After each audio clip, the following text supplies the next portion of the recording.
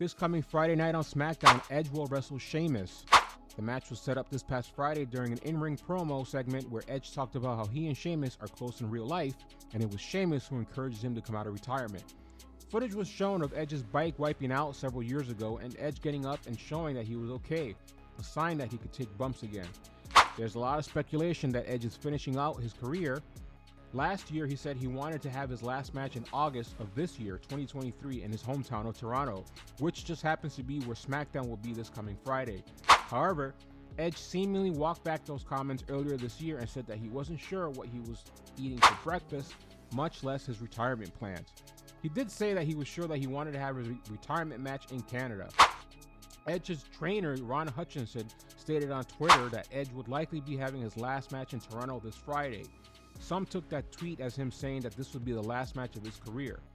This is interesting because WWE is not hyping this as Edge's retirement.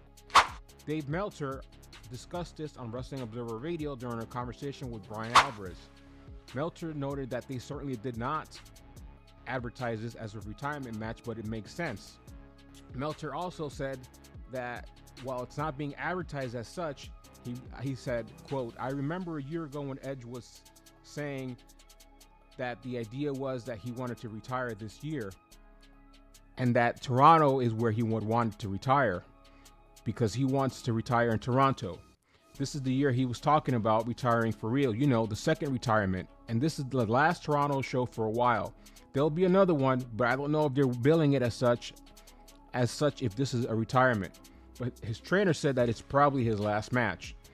If Edge does retire this Friday, it would be a fitting way to go out because if not for Sheamus, he would not have returned to the ring in 2020, and Sheamus has said that Edge inspired him to become a pro wrestler. This could also be the start of an angle, with perhaps Sheamus turning on Edge and setting up a bigger match on pay-per-view.